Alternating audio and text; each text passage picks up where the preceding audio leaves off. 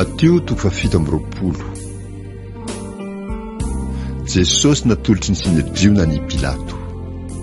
Matio 7:20 andininy 1-9. Ary noho ny maraina ny andro, ny lohan'ny mpisorona rehetra sy ny loholona dia niara-ny hevitra hiampangany Jesosy mba hamonoany azy. Ary rehefa nafatony izy dia nentiny ka natolony any Pilato gobernora. Ary Jodasy ilay namadika azy, raha nahita fa noelohina Jesosy, dia nanenina ka namerina ny sekely volafotsy 30 tamin'ny lohan'ny mpisorona sy ny loholona, ka nanao hoe nanota aho satria namadika raha marina. Fa hoy ireo, ahoanay zany fa asa anao. Ary noho natsipiny teo amin'ny tempoly ny vola, dia niala izy ka lasa nandeha, dia nanao tady mody ary nananto tena ka dia maty. Ary ny lohan'ny mpisorona nandray ny vola ka nanao hoe tsy mety raha halatsaka ao amin'ny rakitry ny tempoly io fa vidiny rà. Ary noho niara-ny hevitra izy, dia namidiny ny sahan'ny mpanefy vilany ny vola ho fandevenam-bahiny.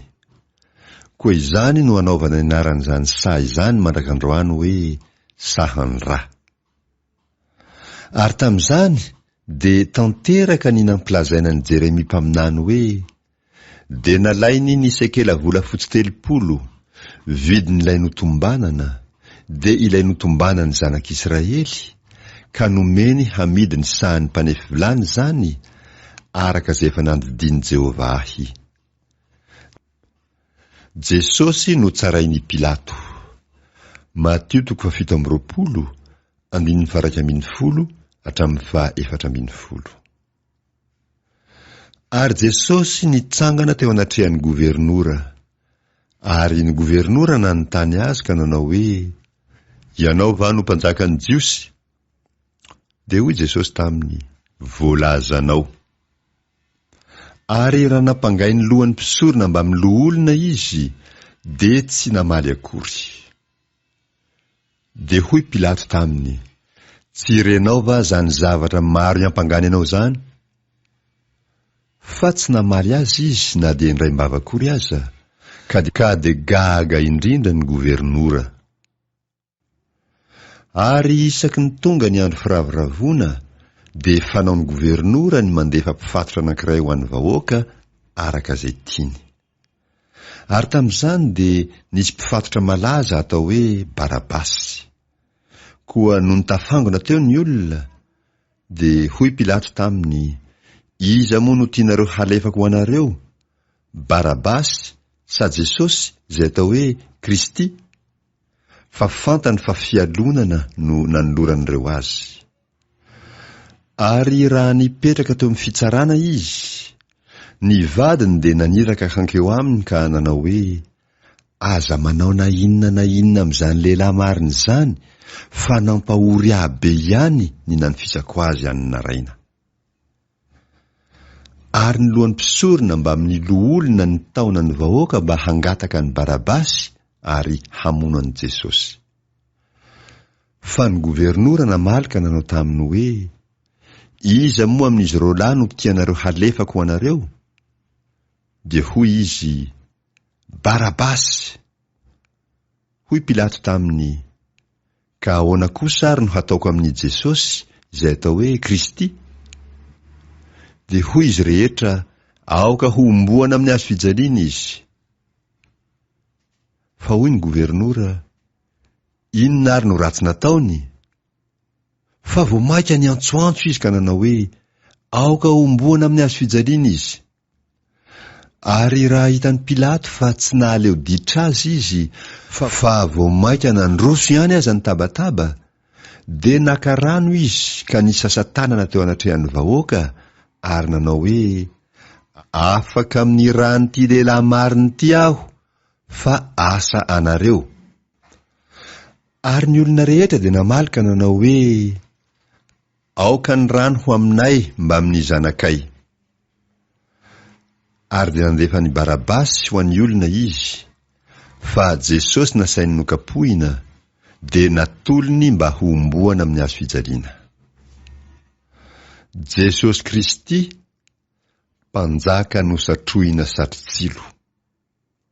Matthieu 7:20, 7:20 hatramin'ny 2:30.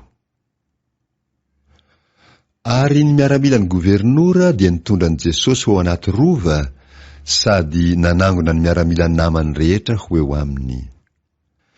Ary rehefa nanala ny fitafiny dia nanafy azy lambajaky izy.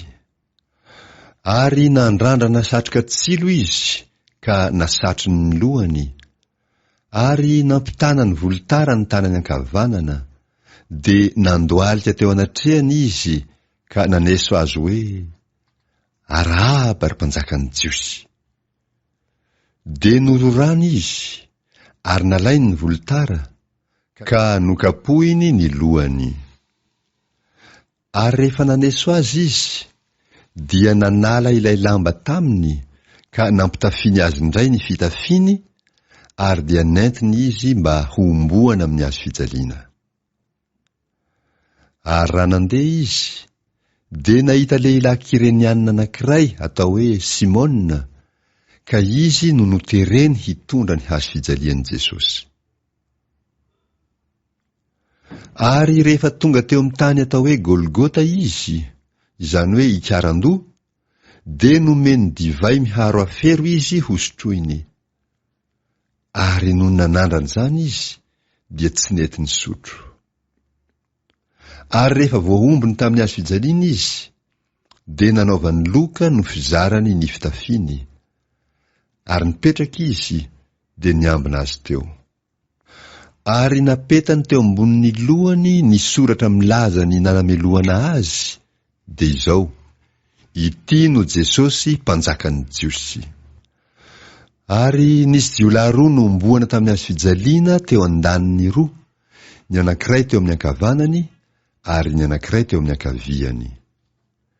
Ary izay nandalo dia niteny ratsy azy, sady niifikifidoka nanao hoe: ry ilay mandrava ny tempoly sy manangana azy amin'ny atelona, vonjeo ny tenanao, raha zanak'Andriamanitra ianao, midina hiala amin'ny hazo fijaliana. Ary dia nanesy toy izany koa ny lohan'ny mpisorona mba amin'ny mpanoran-dalàna sy ny loholona, ka nanao hoe: ny sasany ny vonjeny, fa ny tenany tsy hay ny vonjena. Mpanjakan'ny Israely izy, aoka hidina hiala amin'ny hazo fijaliana izy ankehitriny, dia hino azy izahay. Natoky an'Andriamanitra izy, aoka izy hamonjy azy ankehitriny, raha nkasitrahiny izy. Salamo 2:20.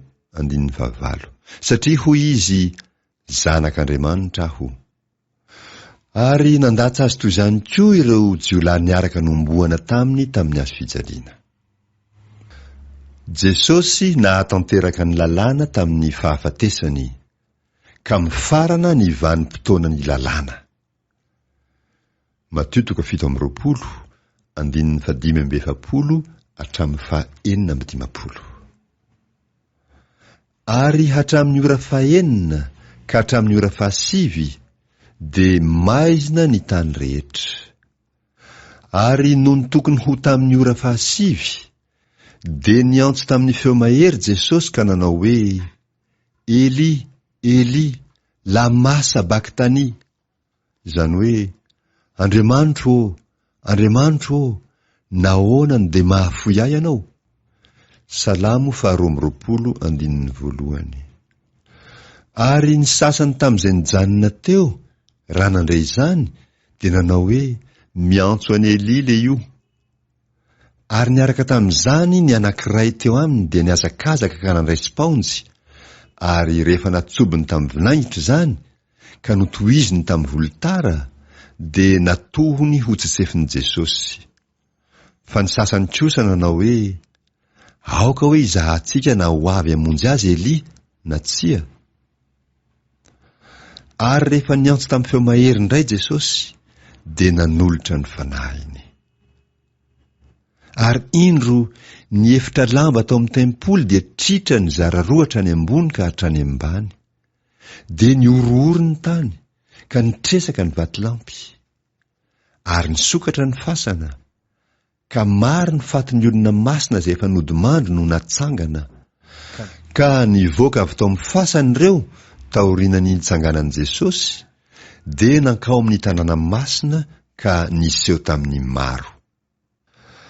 Ary ny kapiteny sy ny fehiny izay niambina an' Jesosy raha nahita ny horohoro-tany mba amin'izay zavatra tonga teo dia raiky tahotra indrindra ka nanao hoe marina tokoa fa zanak'Andriamanitra io lehilahy io. Ary nisy vehivavy maro nitsinjo teny lavitra eny izay nanaraka an' Jesosy hatrany Galili ka nanompo azy.